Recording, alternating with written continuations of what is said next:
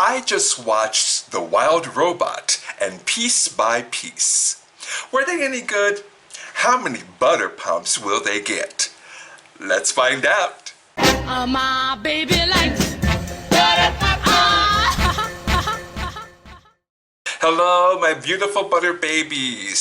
So this week I thought I'd switch it up just a little bit and try something completely new. Instead of reviewing one movie, I'll be reviewing two. The reason is because they both are animated, they both are family friendly, and they both happen to have come out around the same time. Of course, I'm talking about The Wild Robot and Piece by Piece. Two movies that I absolutely loved, but for very different reasons. Let's start with Piece by Piece. Now, for the uninitiated, Pharrell Williams, super producer and performer, was approached to do a documentary about his life. He initially turned the opportunity down, but then he got the idea to do his story with Legos. Now, if you know anything about Pharrell Williams, you know he has always been a person that thinks outside of the box. He's always doing things that haven't been done before. He's been an innovator in music, in fashion, in hip-hop, and he's changed the game just by being his authentic self in everything he does. And what he does is always weird, wacky, wild, and out there. And yet, it's always done in a way that's been palatable to audiences in general. That's why he and his producing partner Chad Hugo, better known together as the Neptunes, have created so many hits together. More on that in a moment. So that Pharrell Williams is always weird, wacky, wild, and downright wonderful. Him deciding to do a documentary about his life, but only if it can be done with Legos, makes perfect sense. Of course Pharrell wanted to do a Lego documentary about his life. It's very on brand for him, and you'd expect nothing less from him. But partnering with Lego to create a documentary about your life comes with its own set of complications. As the New York Times states, the filmmakers received a 130-page manual that detailed the do's and don'ts of the Lego brand. The primary message? A majority of the movie should be created with existing Lego parts. If a part didn't exist, it would have to be created, but always with the Lego quality in mind. Another complication, tweaking the film to get a PG rating instead of PG-13 to make it more palatable for the traditional Lego audience. Marijuana smoke wafting through the studio where Snoop Dogg's song Drop It Like It's Hot was being recorded? Too racy.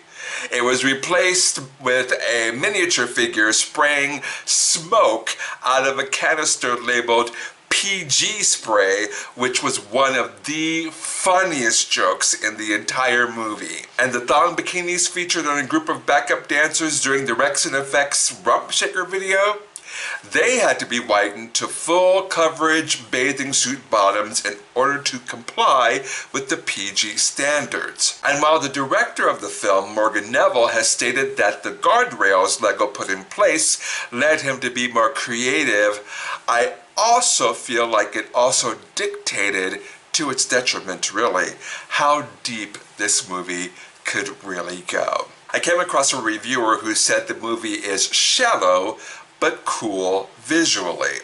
And I think that's a very apt observation. It is visually stunning. It is a thing of beauty to look at. And to know the vast majority of it was filmed using actual Legos instead of animation to look like Legos is absolutely amazing. From the underwater sequences, to the outer space sequences, to the Lego visualization of Pharrell's real-life synesthesia, which is seeing color when you hear music. It's all bright, vibrant, colorful, and takes you on a joyous visual journey throughout. It's a visual feast for your eyes that encourages you to eat all you want to, honey, because there's plenty left to feast on. However, making the decision to partner with Lego automatically hamstrung them because, as I stated, Lego is a family-friendly brand, and they weren't going to put their name and brand on a movie with a rating any higher than PG. Period. The only problem with that is none of us lead PG-rated lives. Our lives are complex, complicated, multi-layered, and deep. But you can only go so deep with a PG-rated movie that clocks in at a brisk 93 minutes, including credits. The other thing about that runtime is this movie is chocked full of music. Because the music Pharrell created with the Neptunes and on his own is practically ingrained into our cultural DNA at this point, I had forgotten how truly prolific he was for close to 2 decades. His music was everywhere. You could barely turn the radio dial without hearing a song he was in, he produced, or both. He and his partner literally changed the musical landscape in the 90s and aughts. And this movie touches on a lot of the music he created. Not only that, but Pharrell wrote 5 new songs just for this movie. For people like me who spent their young adult life listening to Pharrell's music, it was an absolute blast to take a trip down a Lego-built memory lane. I absolutely loved it, but at the same time, I must admit that although that music will forever slap, it sometimes overshadowed the documentary side of this movie. So you've got a PG-rated movie that clocks in at an hour and a half, including credits, and a lot of that time is taken up with music. What does that leave us with? A really shallow but visually stunning movie. With all that being said, I loved it. I absolutely loved it. As I said, it is a visual feast. The music slaps hard. You get to see a lot of hip-hop artists and pop artists in Lego form talk about their experiences with Pharrell and the Neptunes. You get to see how creative the filmmakers had to be to keep that PG rating and still honor his life.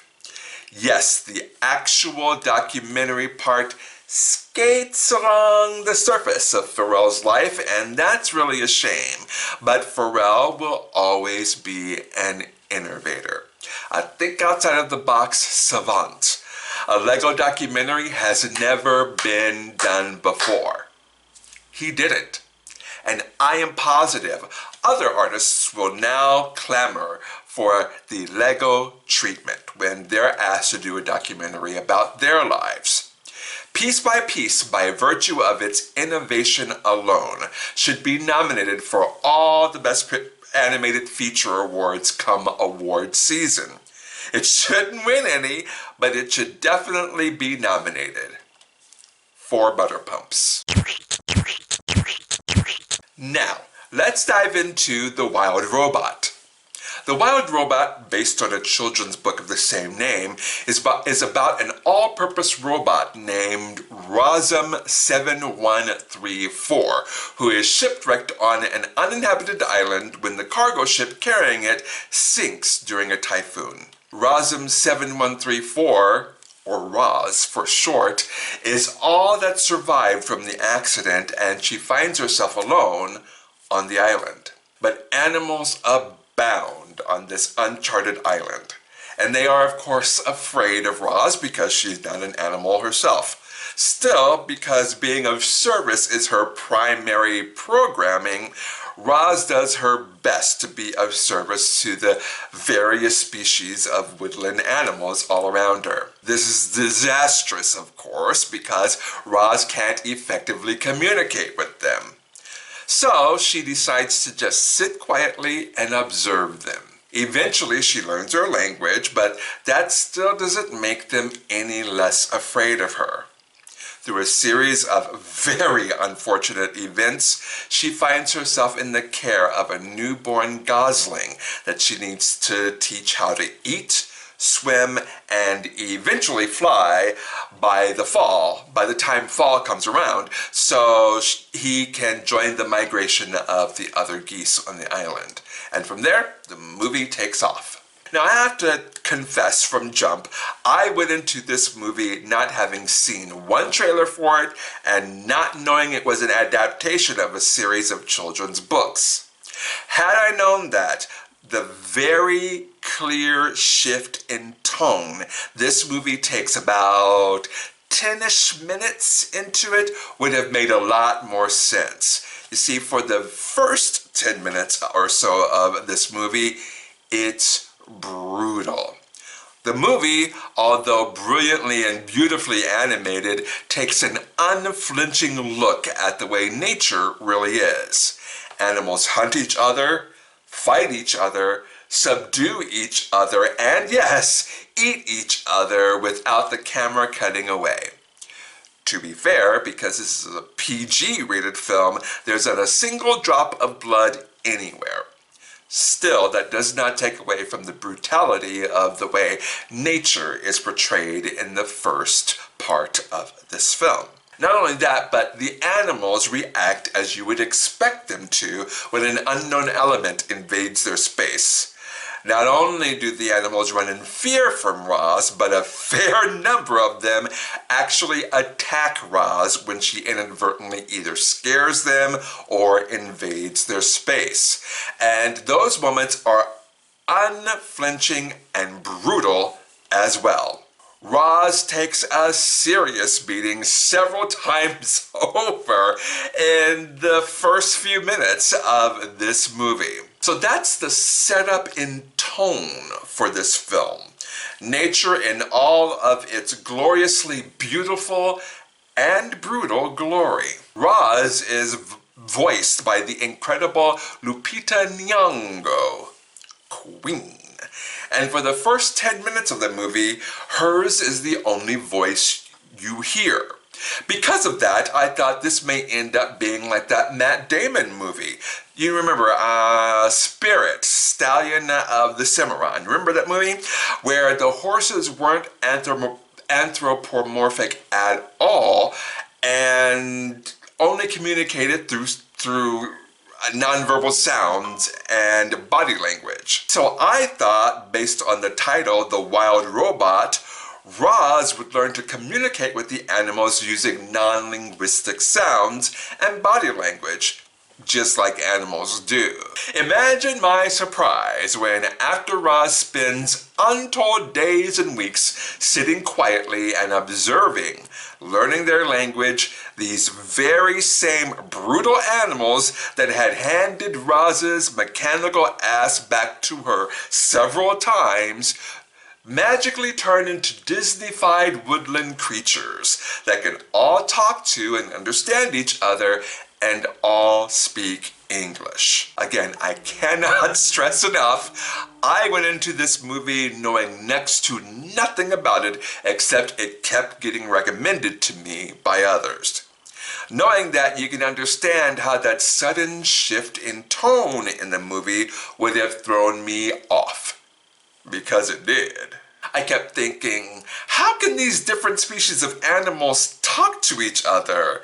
And how is Roz talking to everybody?